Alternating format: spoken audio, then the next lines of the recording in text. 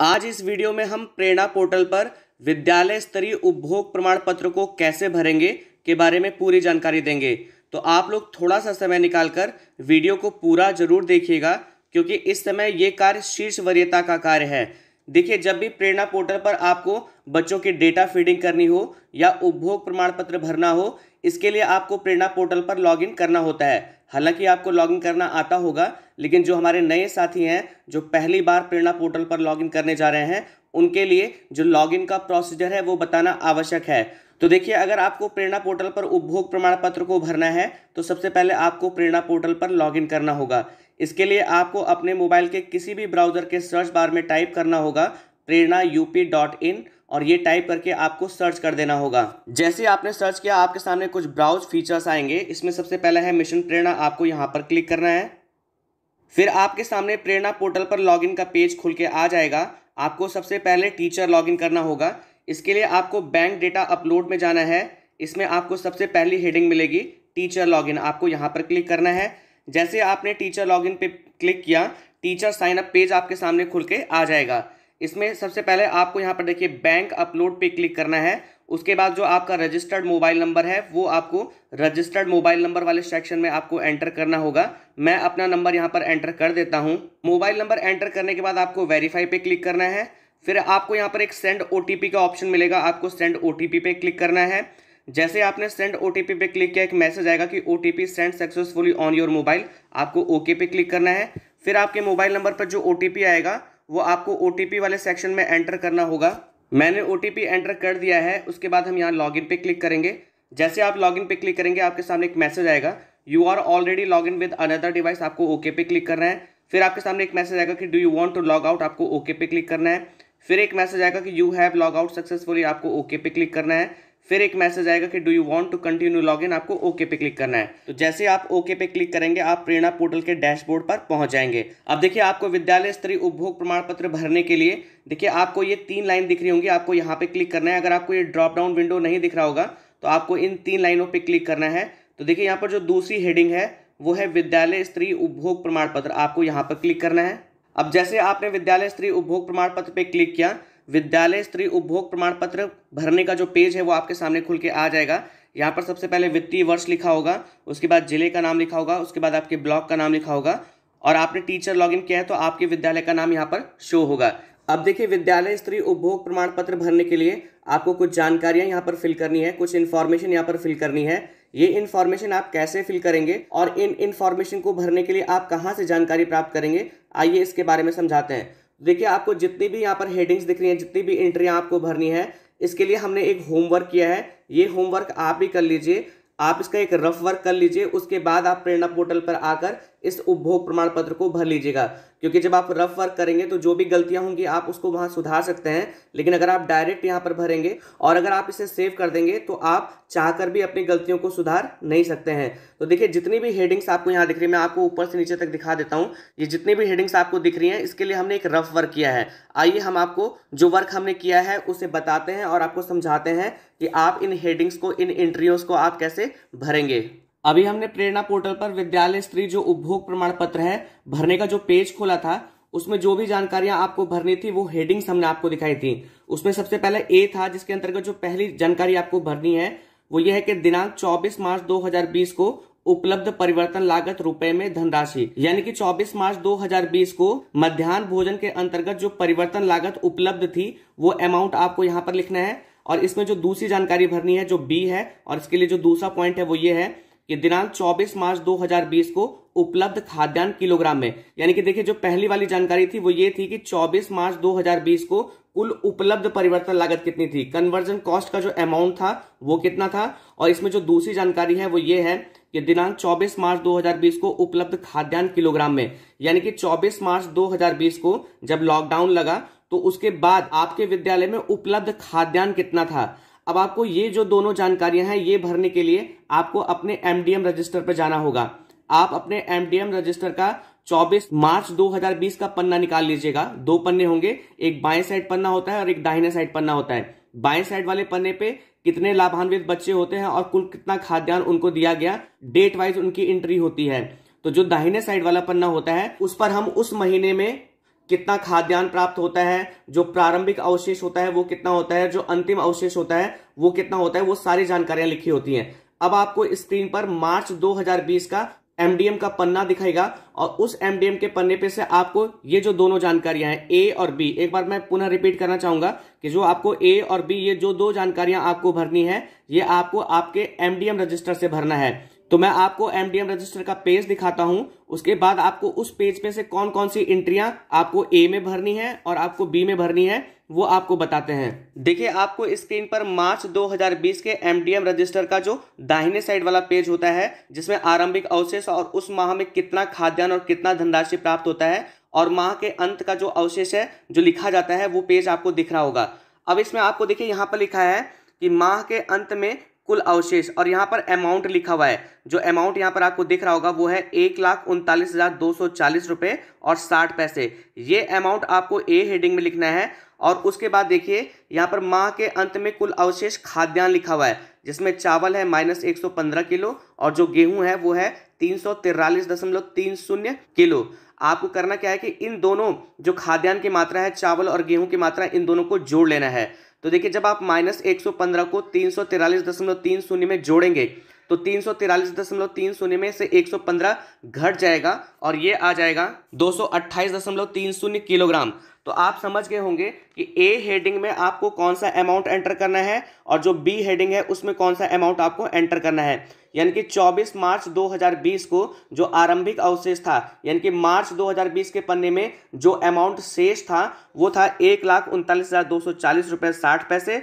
और जो खाद्यान्न की मात्रा अवशेष थी, माह के अंत में जो अवशेष था, उसके लिए आपको चावल और गेहूं को जोड़ देना होगा। जब आपने -115 किलो चावल में 343.30 किलोग्राम गेहूं को जोड़ा है तो जो कुल खाद्यान्न की मात्रा आई वो आ गई 228.30 किलोग्राम। तो आपको ये जो दोनों इंफॉर्मेशन है वो आपको ए और बी वाली हेडिंग में जो एंट्रियां थी, जो जानकारियां थी, उसमें आपको भर देना है। तो देखिए अभी हमने आपको बताया कि जो ए वाली एंट्री है जो आपको भरनी है कि दिनांक 24 मार्च 2020 को उपलब्ध परिवर्तन लागत रुपए में धनराशि, ये हमने आपको अभी बताया था। एमडीएम का जो पेज दिखाया था हमने मार्च 2020 वाला, उसमें हमने आपको ये जो अमाउंट बताया था, जो अंतिम अवशेष था वो था 1,39,240 रुपये 60 पैसे। तो हम लिख लेते हैं, ये हो जाएगा 1,39,240 रुपये और 60 पैसे, हमने ये लिख लिया। उसके बाद देखिए जो बी वाली एंट्री भरनी है आपको, जो बी वाला अमाउंट भरना है वो है कि दिनांक 24 मार्च 2020 को उपलब्ध खाद्यान्न किलोग्राम में।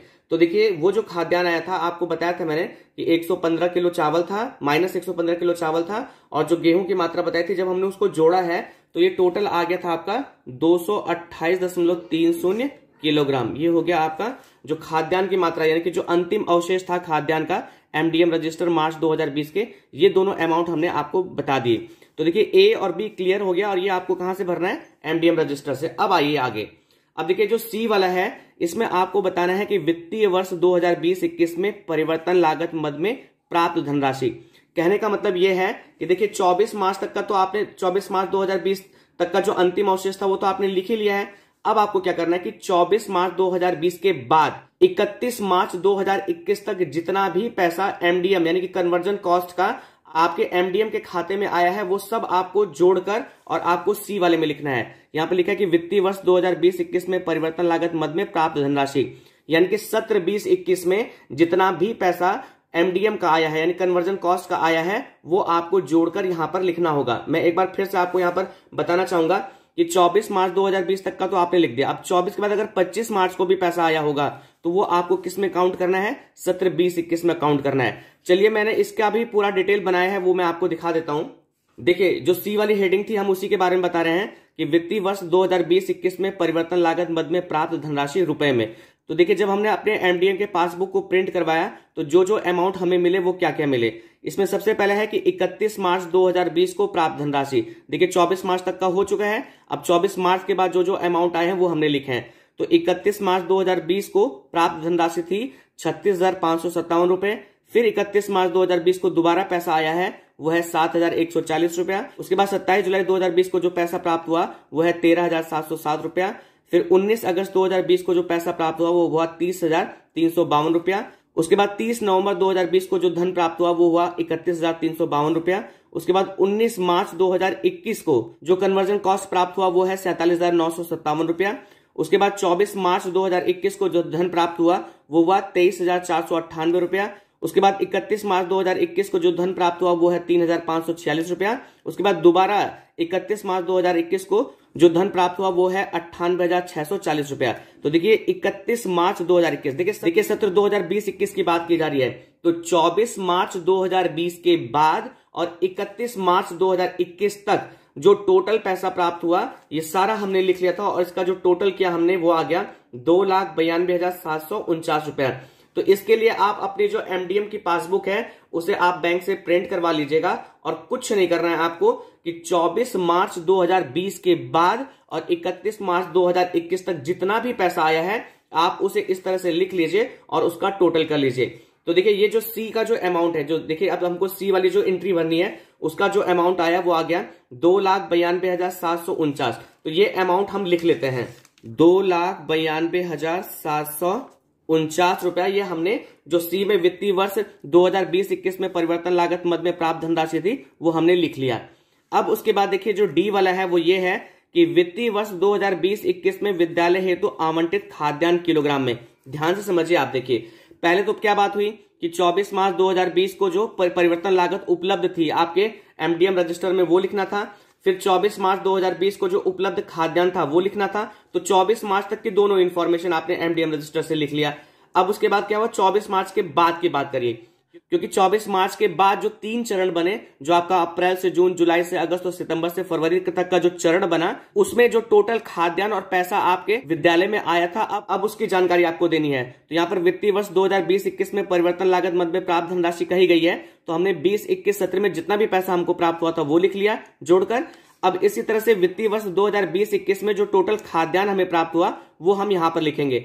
अब इसके लिए क्या करना होगा, या तो आपने अपने एमडीएम रजिस्टर में पहले से लिखा होगा कि किस किस महीने में आपको कितना कितना खाद्यान्न मिला, ये जानकारी आपको कोटेदार के माध्यम से मिली होगी। और अगर नहीं मिली है तो अब आप जाकर कोटेदार से पता कर लीजिए कि सत्र 20-21 में, और उससे ये कहिएगा कि 24 मार्च 2020 के बाद और 31 मार्च 2021 तक जितना भी खाद्यान्न विद्यालय के नाम पर तुम्हारे पास आया है उसका अमाउंट हमें बता दीजिए। तो देखिए इसकी भी जानकारी हमने जो हमारे कोटेदार हैं उनसे प्राप्त की है और उसका भी पूरा डिटेल मैंने यहां पर लिखा है। तो यहां पर क्या लिखा है, देखिए डी वाली हेडिंग है कि वित्तीय वर्ष 2020-21 में विद्यालय हेतु आवंटित खाद्यान्न किलोग्राम में। तो देखिए जो सबसे पहला जो खाद्यान्न आया था वो आया था जुलाई 2020 में, और जुलाई 2020 में जो खाद्यान्न आया था वो किन किन महीनों का था, अप्रैल का था, मई का था और जून का था। तो वो मिला है हमें, चावल जो मिला वो मिला 390 किलो और जो गेहूं मिला है वो 306 किलो। इसका जो टोटल हो गया, टोटल खाद्यान्न हो गया वो हो गया 696 किलोग्राम।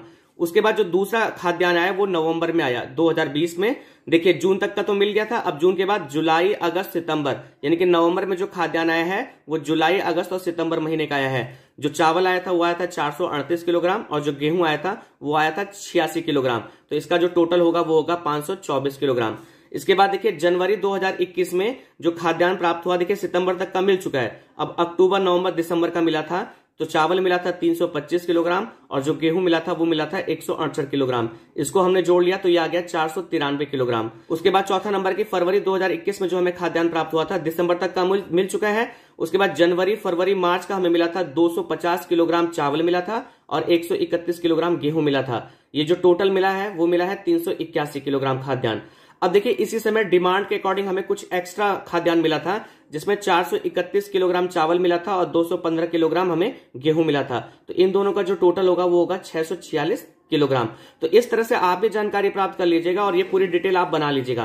फिर हमने ये जो टोटल खाद्यान्न है, ये टोटल खाद्यान्न हमने जोड़ लिया। तो ये टोटल जोड़ने के बाद आ गया 2740 किलोग्राम। ये टोटल खाद्यान्न हमें प्राप्त हुआ वित्तीय वर्ष 2020-21 में, और डी हेडिंग में हमको ये भरना होगा। तो देखिए आपका जो टोटल खाद्यान्न है वो कितना है, 2740 किलोग्राम। ये हम भर लेते हैं। देखिए डी वाली जो हेडिंग थी वो था वित्तीय वर्ष 2020-21 में विद्यालय हेतु आवंटित खाद्यान्न किलोग्राम में। तो ये हमने आपको बताया अभी कि 2740 किलोग्राम है। ये 2740 किलोग्राम हम ये यहाँ पर जो टोटल खाद्यान्न की मात्रा है वो भर देते हैं। अब तक आपने क्या किया, आपने जो ए के अंतर्गत जो पहली जानकारी आपको भरनी थी वो भर दिया, बी के अंतर्गत जो दूसरी जानकारी भरनी थी वो आपने भर दिया, सी के अंतर्गत जो तीसरी जानकारी थी वो आपने भर दिया, और डी के अंतर्गत जो चौथी जानकारी थी वो आपने भर दिया।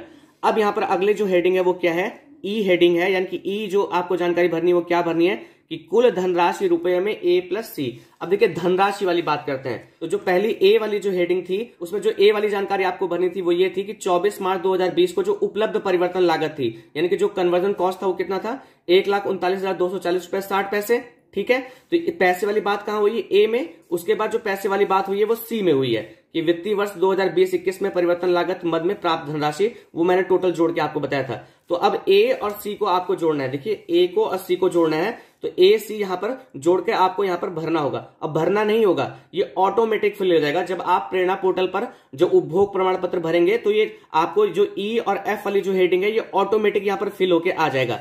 यानी कि देखिए 1,39,240 रुपए 60 पैसे और दूसरा अमाउंट का है 2,92,749 रुपए, ऑटोमेटिक फिल होके यहां पर आ जाएगा।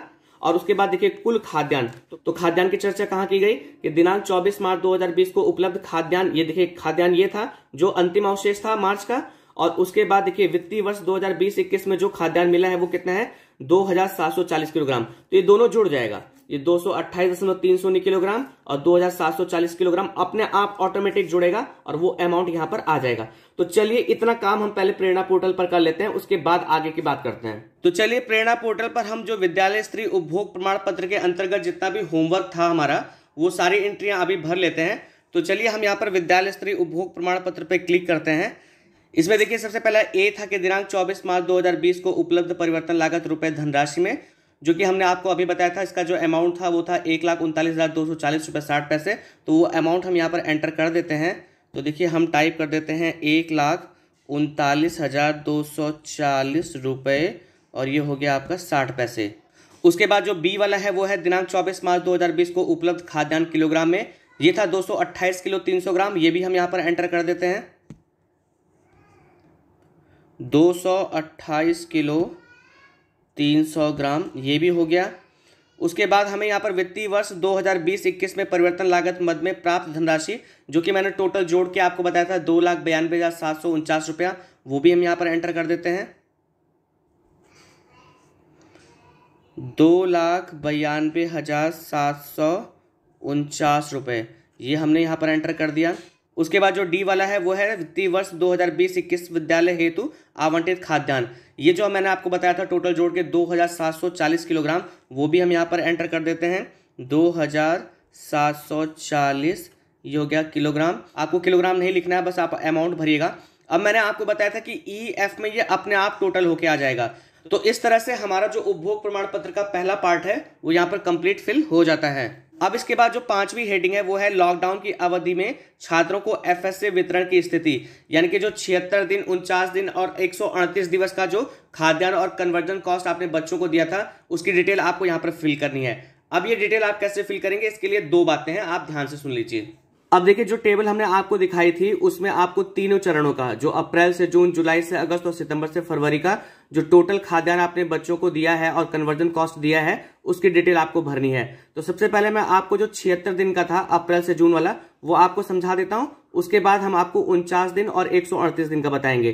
तो देखिए जो 76 दिन का खाद्यान्न देना था आपको अप्रैल से जून वाला, उसमें देखिए दो सत्र थे, हम आपको ऑलरेडी पीछे वाले वीडियो में बता चुके हैं कि देखिए उसमें एक सत्र 19-20 है और एक सत्र 20-21 है। तो सत्र 19-20 में कौन से बच्चे आएंगे, जो मार्च 2020 में कक्षा 5 पास आउट हो चुके थे, उन बच्चों को भी हमने अपने विद्यालय से अप्रैल से जून का खाद्यान्न दिया था। तो जो कक्षा 5 के जो टोटल पास आउट बच्चे थे सत्र 19-20 में, वो कुल बच्चे थे 33। तो 33 बच्चों को हमने 374 रुपया दिया, क्योंकि अप्रैल से जून का जो कन्वर्जन कॉस्ट देना था उसका जो अमाउंट था वो था 374 रुपए। तो जब 33 बच्चों को आप 374 रुपए देंगे तो वो जो टोटल अमाउंट हो जाएगा वो हो जाएगा 12,342 रुपए। मैंने यहाँ पर ये कक्षा 5 भी लिख दिया है कि ये जो 33 बच्चे थे वो कक्षा 5 के पास आउट बच्चे थे, यानी कि सत्र 19-20 में आपने जो टोटल कन्वर्जन कॉस्ट अप्रैल से जून में दिया है वो दिया है 12,342 रुपए। अब आइए कुल खाद्यान्न की बात करते हैं। देखिए पर बच्चे को अप्रैल से जून चरण का जो चावल मिलना था वो मिलना था 5 किलो 100 ग्राम और जो गेहूं मिलना था वो मिलना था 2 किलो 500 ग्राम। तो इस तरह से हमारे पास बच्चे कुल कितने हैं, 33 बच्चे। तो 33 बच्चों को जो कुल खाद्यान्न मिलेगा, आप 5 किलो 100 ग्राम और 2 किलो 500 ग्राम को जब जोड़ लेंगे तो यह आ जाएगा 7 किलो 600 ग्राम। तो 33 बच्चों को जब 7 किलो 600 ग्राम आप खाद्यान्न देंगे तो 33 को मैंने गुणा कर दिया 7 किलो 600 ग्राम से, तो यह आ जाएगा 250 किलो 800 ग्राम। यानी कि सत्र 19-20 में जो आपने टोटल पैसा दिया वो दिया 12,342 रुपया, और जो कुल खाद्यान्न दिया वो दिया 250 किलो 800 ग्राम आपने कुल खाद्यान्न दिया है। किनको दिया है? जो कक्षा 5 के बच्चे पास आउट हो गए थे, जिन्हें आप सत्र 19-20 में काउंट करते हैं। तो ये हो गया। अब इसके बाद इसी में अप्रैल से जून में आपका सत्र 20-21 में जो बच्चे हैं, जो बाकी बच्चे कक्षा 1 से 5 तक जो नामांकित थे, उनको भी दिया गया है। तो देखिए उन बच्चों की संख्या 166 थी, तो 166 बच्चों को जब आप 374 रुपए के हिसाब से कन्वर्जन कॉस्ट देंगे, तो वो जो टोटल अमाउंट आ जाएगा 166 को गुणा कर दीजिए 374 से, तो आ जाएगा 62,084 रुपए। और इनको खाद्यान्न भी देना है। तो मैं आपको ऑलरेडी बता चुका हूं कि अप्रैल से जून चरण में जो खाद्यान्न मिलना था पर बच्चे को, वो चावल मिलना था 5 किलो 100 ग्राम, और जो गेहूं मिलना था वो 2 किलो 500 ग्राम। तो जब आप इसको जोड़ेंगे तो आ जाएगा 7 किलो 600 ग्राम। तो 166 बच्चों को जब हमें ये 7 किलो 600 ग्राम पर बच्चे को आपको खाद्यान्न देना है, तो 166 बच्चे को कितना मिलेगा? 166 को आप 7.6 से गुणा कर देंगे, तो ये आ जाएगा आपका 1261.6 या 1261.6 किलोग्राम टोटल खाद्यान्न हमने जो अप्रैल से जून का 76 दिन का था वो टोटल हमने दिया है।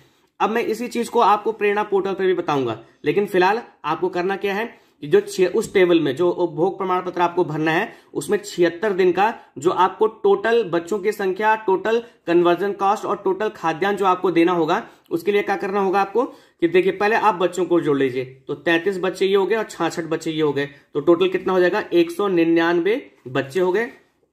ठीक है, उसके बाद आप अमाउंट को जोड़ लीजिए कि 12,342 को और 62,084 को जोड़ लीजिए। तो जब हम इन दोनों अमाउंट को जोड़ेंगे तो ये आ जाएगा 74,426 रुपए। ये पैसा आ गया, ये कन्वर्जन कॉस्ट आ गया, ये टोटल बच्चे हो गए। अब खाद्यान्न को भी जोड़ लीजिए। अब आप खाद्यान्न को भी जोड़ लीजिए। देखिए जो कक्षा 5 के 33 बच्चे पास आउट थे, उनको कुल खाद्यान्न कितना मिला? 250 किलो 800 ग्राम। और जो सत्र 20-21 में आपके 166 बच्चे थे, उनको जो खाद्यान्न मिला है वो कितना मिला है? 1261.6 किलोग्राम। तो आप इन दोनों जो खाद्यान्न की मात्रा है इनको भी जोड़ लीजिए। तो हम जोड़ लेते हैं। तो ये जो टोटल खाद्यान्न है ये जोड़ के आ जाएगा 1512 किलो और 400 ग्राम। इसको आप 400 kg लिख दीजिए। यानी कि अब आप मेरी बात को समझिए कि 76 दिन का हमने 76 दिन का टोटल कैलकुलेशन हमने कर लिया है। उसमें टोटल जो लाभान्वित बच्चे थे, जितने बच्चों को हमने खाद्यान्न और कन्वर्जन कॉस्ट दिया है, वो 199 बच्चे हैं। कितना पैसा दिया है? 74,426 रुपया दिया है। और जो टोटल खाद्यान्न दिया है वो कितना दिया है? 1512 किलो और 400 किलोग्राम। इतना खाद्यान्न हमने दिया है। तो उस टेबल पे हम ये अमाउंट भर देते हैं। तो आइए जो प्रेरणा पोर्टल पर उपभोग प्रमाण पत्र हम भर रहे हैं, उसमें जो 76 दिन का अप्रैल से जून का जो खाद्यान्न और कन्वर्जन कॉस्ट दिया है आपने, वो हम यहाँ पर फिल कर देते हैं। तो देखिए एफएसए वितरण किया गया। अब 76 दिन में कितने बच्चों को आपने एफएसए, देखिए यहाँ पर लिखा है बच्चों की संख्या जिन्हें खाते में एफएसए का वितरण किया गया। तो वो बच्चे मैंने अभी आपको बताया कि टोटल बच्चे कितने थे? 199। तो हम यहाँ पर फिल कर देते हैं, तो ये हो जाएगा 199। उसके बाद देखिए वितरण की गई धनराशि, जो टोटल धनराशि थी वो थी यहाँ पर, मैं वो लिख देता हूँ। यहाँ पर आपको बताया था अभी हमने कि 74,426 रुपये। तो हम यहाँ पर फिल कर देंगे 74,426 रुपये, ये भी फिल हो गया। उसके बाद देखिए यहाँ पर है अगला कि वितरित किया गया खाद्यान्न गेहूं प्लस चावल किलोग्राम में। तो आपको दोनों को जोड़ के लिखना है, मैंने जोड़ा भी था। तो जो जोड़ के आया था आपका 1512.4 यानी कि 400 ग्राम। 1512 किलो और 400 ग्राम। ये पूरा नहीं दिख रहा होगा आपको, लेकिन इसका मतलब यही है कि यहाँ पर है पूरा, वो पूरा शो नहीं हो रहा है। तो देखिए हमने 76 दिन का जो टोटल कैलकुलेशन था वो यहाँ पर भर दिया। अब हमें क्या करना है, पहले आप इसको मैं आपको प्रेरणा पोर्टल पे दिखा देता हूँ कि ये कैसे आपका इतना कैलकुलेशन क्या ये सही है कि नहीं है। देखिए प्रेरणा पोर्टल पे आप तभी देखिएगा जब आपने प्रेरणा पोर्टल पर जो डेटा एंट्री है, जो सभी का डेटा भरा है, वो अगर आपने सही भरा है तभी आप इसको देखिएगा। नहीं तो जो आपने बैंक को जो भी डिटेल आपने भेजी है, जितना भी बच्चों का आपने कन्वर्जन कॉस्ट बना के भेजा है, प्राधिकार पत्र के अकॉर्डिंग आपने जितने बच्चों को खाद्यान्न दिया है, आप उसके अकॉर्डिंग अपना लेखा जोखा बना सकते हैं। और अगर आपने प्रेरणा पोर्टल पर अगर आपने सही डेटा भरा हुआ है कि किस बच्चे को कितना रुपया जाना चाहिए, कितना खाद्यान्न जाना चाहिए, वो सही भरा है, तो ये कैलकुलेशन आपको एनालिटिक्स में भी दिख जाएगी। मैं भी आपको दिखाता हूँ कि इसके लिए आपको देखिए जो पहली हेडिंग होती है student guardian bank excel upload entry forms, इसमें नहीं जाना है, दूसरे वाले में भी नहीं जाना है, तीसरा वाला देखिए student guardian bank excel upload analytics. तो चलिए पहले अप्रैल से जून वाले को क्लिक करते हैं। इसमें हम क्या करेंगे, तो देखिए मैंने आपको बताया था सत्र 19-20 में जो कक्षा 5 के जो टोटल पास आउट बच्चे थे वो कितने थे? 33 है ना। और जो बैंक की इन्फॉर्मेशन हमें बच्चों की मिली थी वो भी 33 हो गया। अब देखिए जो इनको कुकिंग कॉस्ट मिला है कि 12,342 रुपया। आपको याद होगा कि जब मैंने 33 को 374 से मल्टीप्लाई किया था तो वो भी 12,342 रुपये आया था। यहाँ पर चावल है 0.168, ये टन में दिया हुआ है, तो किलोग्राम में कितना हो जाएगा 168 किलो। और जो गेहूं है वो भी टन में दिया गया है 0.083, जब इसको आप 1000 से मल्टीप्लाई करेंगे तो ये किलोग्राम में आ जाएगा, तो 83 किलो आ जाएगा। तो जब आप इन दोनों को जोड़ेंगे तो आपको याद होगा जो मैं पेपर पे कैलकुलेशन कर रहा था कि 33 बच्चों को 7.6 किलोग्राम के हिसाब से जो टोटल खाद्यान्न मिला है वो 250.8 किलोग्राम मिला है। तो जब आप इनको जोड़ेंगे तो ये उतना ही आ जाएगा। तो देखिए ये 5 के पास आउट बच्चे थे। अब मैं आपको दिखाता हूं कि सत्र 20-21 में जो कक्षा 1 से 5 तक के बच्चों को दिया गया था वो कितना दिया गया था। तो हम यहाँ से सत्र बदलेंगे पहले। अब हम यहाँ से सत्र 20-21 कर लेंगे और हम इसे सर्च कर देंगे। तो जब आप सर्च करेंगे तो देखिए ये तो आपको टोटल नामांकित बच्चे बताएगा, यानी कि जो 20-21 में आपके टोटल नामांकित बच्चे थे वो कितने थे 261 थे। लेकिन उस 261 में हमने केवल 166 को दिया था, तो 166 को जो हमने टोटल अमाउंट दिया है 62,084 रुपये। आपको याद आ रहा होगा कि जो मैं पेपर पे भी कैलकुलेशन कर रहा था उसमें 166 बच्चों को जब हमने 374 से मल्टीप्लाई किया था तो 62,084 रुपये आया था, और जो टोटल हमने खाद्यान्न दिया था वो 1261.6 आया था। तो जब आप इसको ये देखिए टन में है 0.847 ये राइस है, 0.415 ये व्हीट है। तो जब आप 1000 से मल्टीप्लाई करेंगे तो 847 किलो चावल आ जाएगा और 415 किलो आपका गेहूं आ जाएगा।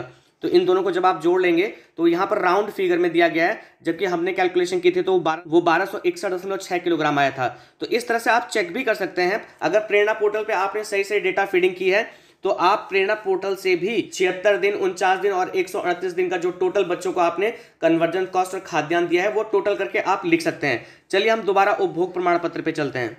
अब देखिए हमारा 76 दिन का हो चुका है। 76 दिन का जो उपभोग प्रमाण पत्र में डेटा भरना था वो मैंने भर दिया है। अब चलिए 49 दिन और जो 138 दिन का डेटा है उसको आप कैसे भरोगे उसके बारे में आप देखते हैं। तो देखिए मैंने आपको बताया था आपको एनालिटिक्स में जाना है, तो पहली वाली हेडिंग में नहीं जाएंगे, दूसरी वाली में नहीं जाएंगे, आपको तीसरी वाली हेडिंग में जाना है। तो देखिए ये है आपका, यहाँ पर आप देख सकते हैं जहां पर ये माउस कर्सर जा रहा है, student guardian bank excel upload analytics. अब हम जुलाई से अगस्त में जाते हैं। तो जैसे हमने जुलाई से अगस्त में क्लिक किया तो देखिए यहाँ पर विद्यालय का नाम आ गया, यहाँ पर टोटल नामांकित बच्चे 261 आ गया, बैंक की जानकारी प्राप्त बच्चे 261।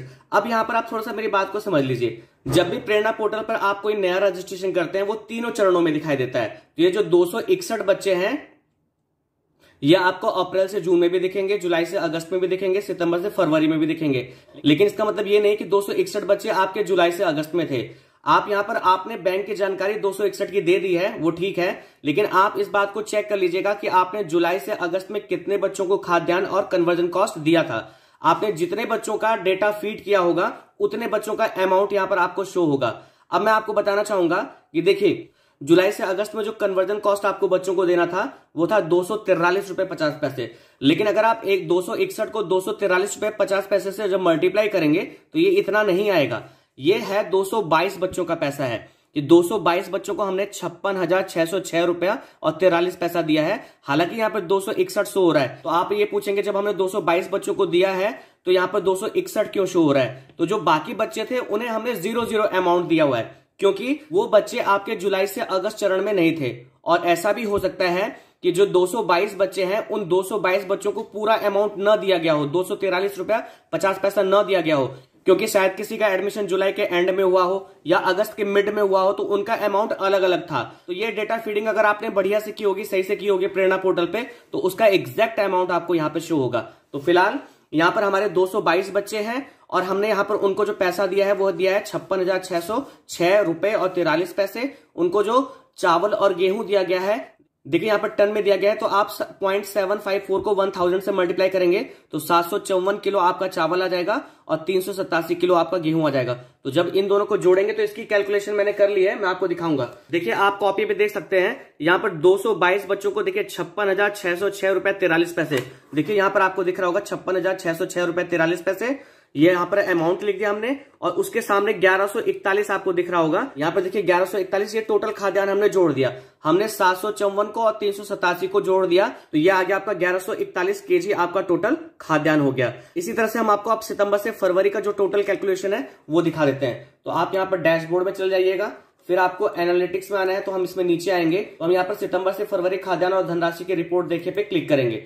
तो जैसे हमने यहाँ पे क्लिक किया, अब यहाँ पर देखिए ये जो टोटल 261 बच्चे, अब सितंबर से फरवरी में टोटल 261 बच्चे आपको शो होंगे। इनको जो टोटल पैसा दिया गया है वो दिया गया है 1,76,304 रुपए 44 पैसे। जो जो चावल दिया गया है वो 2368 किलो और 1184 किलो आपका गेहूं दिया गया है। तो इस कैलकुलेशन को भी मैंने ऐड कर लिया है, तो आप देख लीजिए यहाँ पर ये आका हो गया सितंबर से फरवरी का 261 बच्चे टोटल नामांकित हो गए।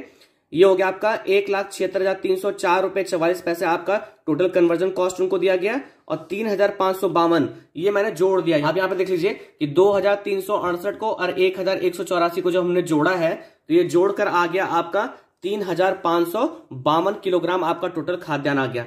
अब मेरी बात को आप समझिए कि अगर आपने प्रेरणा पोर्टल पर सही सही फीडिंग नहीं की है तो आप लोग हाथ से कैलकुलेशन कर लीजिएगा कि आपने जुलाई से अगस्त में कितने बच्चों को कितना पैसा दिया है और कितना खाद्यान्न दिया है, और सितंबर से फरवरी में आपने कितने बच्चों को कितना खाद्यान्न और कितना कन्वर्जन कॉस्ट दिया है। क्योंकि देखिए एक चीज आप यहां पर समझिए कि हालांकि आपको यहाँ पर 261 बच्चे दिख रहे होंगे और देखिए जो सितंबर से फरवरी का जो कन्वर्जन कॉस्ट था वो था 685 रुपए। तो आप जब 685 को 261 से मल्टीप्लाई करेंगे तो इतना नहीं आएगा, ये कम है। कम क्यों है? क्योंकि सितंबर से फरवरी में भी जो आपका एडमिशन हुआ था बच्चों का, किसी का मिड सितंबर में हुआ होगा, किसी का फरवरी में हुआ होगा, है ना, किसी का दिसंबर में हुआ होगा, किसी का अक्टूबर में हुआ होगा, तो उन सबको सारे पैसे नहीं मिलेंगे, है ना, उनको कम पैसा मिलेगा। तो इसलिए यहां पर ये कम पैसा शो हो रहा है। तो आप बढ़िया से कैलकुलेशन करिएगा। अगर आप प्रेरणा पोर्टल पे सही से कैलकुलेशन नहीं हुई है तो आप क्या करिएगा, हाथ से मैनुअली उसकी कैलकुलेशन कर लीजिएगा। तो चलिए अब हम चलते हैं दोबारा उपभोग प्रमाण पत्र पे। तो हम वापस उपभोग प्रमाण पत्र पे आ गए हैं। 76 दिन का हम भर चुके हैं। अब चलिए 49 दिवस का भरते हैं। तो मैंने बताया था कि 49 दिवस में जो टोटल लाभान्वित बच्चे थे वो 222 थे। तो हम यहाँ पर टाइप कर देंगे 222, ये हो गया 222। इनको जो हमने कन्वर्जन कॉस्ट दिया था वो था 56,606 रुपये 43 पैसे। तो हम यहाँ पर भर देते हैं 56,606 रुपये 43 पैसे हो गया। और उसके बाद जो हमने इनको टोटल खाद्यान्न दिया था वो दिया था 1141 किलो। तो हम यहाँ पर भर देंगे 1141 किलो। इसी तरह से जो हमने 138 दिवस का बच्चों को खाद्यान्न और कन्वर्जन कॉस्ट दिया था उन बच्चों की संख्या थी 261, ये हो गया 261। इनको जो हमने पैसा दिया है वो दिया है 1,76,304 रुपया। तो यहाँ पर हो जाएगा 1,76,304 रुपये और पैसा था 44 पैसा। और इनको जो हमने खाद्यान्न दिया था वो था 3,552। यहाँ पर हम टाइप कर देंगे 3,552। तो इस तरह से हमने 76 दिन, 49 दिवस और 138 दिवस का जो टोटल कन्वर्जन कॉस्ट और खाद्यान्न बच्चों को देना था वो हम यहाँ पर दे चुके हैं। अब इसके बाद देखिए जो अगली हेडिंग है वो है FSA minus food security allowances. देखिए यहाँ पर नीचे लिखा है कि विद्यालय खुलने के उपरांत MDM वितरण की स्थिति। देखिए बीच में विद्यालय खुले थे मार्च में और यहाँ पर देखिए 24 दिवस प्राथमिक विद्यालय लिखा है, जबकि आप अपने रजिस्टर में देखेंगे तो शायद छुट्टियों को हटाने के बाद वो 19 दिन आएगा। दरअसल इसमें क्या हुआ कि मार्च में जब होली था तो पूरे मार्च महीने को ले लिया गया है, तो होली त्योहार हटा के वो टोटल 24 दिन की कैलकुलेशन है। लेकिन आपके रजिस्टर में आपका जो MDM का रजिस्टर होगा, जितने भी दिन और जितने भी लाभान्वित बच्चे होंगे वही संख्या डालिएगा, जितना भी उनको आपने कन्वर्जन कॉस्ट दिया है और जितना भी आपने खाद्यान्न दिया है वही आप यहाँ पर फिल करिएगा। तो देखिए जिन 24 दिवस की बात की जा रही है हमारे हिसाब से तो वो 19 दिवस हैं। तो उसमें जो हमने बच्चों को, तो उसमें जितने टोटल लाभान्वित बच्चे थे वो हमारे यहाँ थे 1900 बच्चे। तो हम यहाँ पर हम बच्चों की संख्या 1900 डाल देंगे। तो ये हो गया आपका 1900। बाकी आपको फिल नहीं करना, ये ऑटोमेटिक यहाँ पर कैलकुलेट हो जाएगा।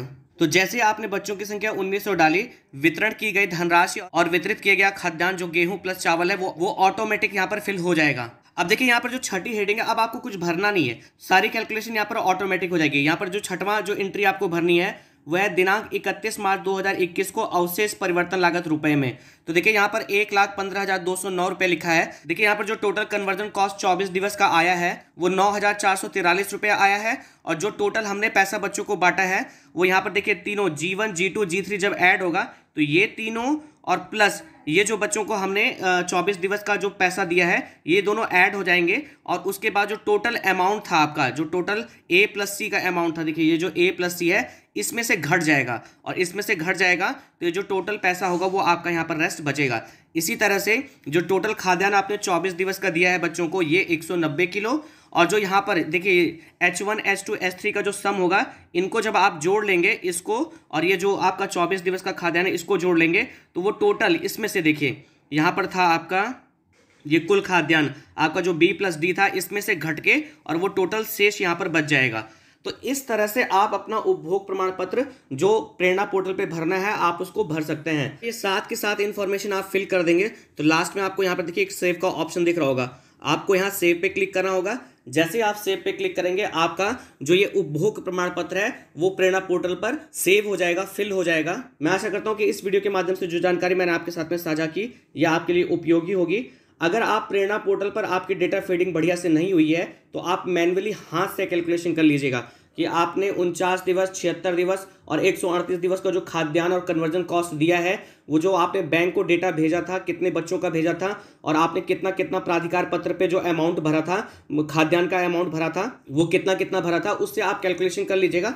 फिर ईजिली आपका ये उपभोग प्रमाण पत्र फिल हो जाएगा। अगर आपको ये वीडियो पसंद आया तो आपसे निवेदन है कि वीडियो को लाइक, शेयर, कमेंट जरूर करें। चैनल को सब्सक्राइब करें ताकि विभाग संबंधी जो और भी महत्वपूर्ण सूचनाएं हैं वो आपको समय से मिलती रहें। वीडियो देखने के लिए आप सभी लोगों का बहुत बहुत धन्यवाद।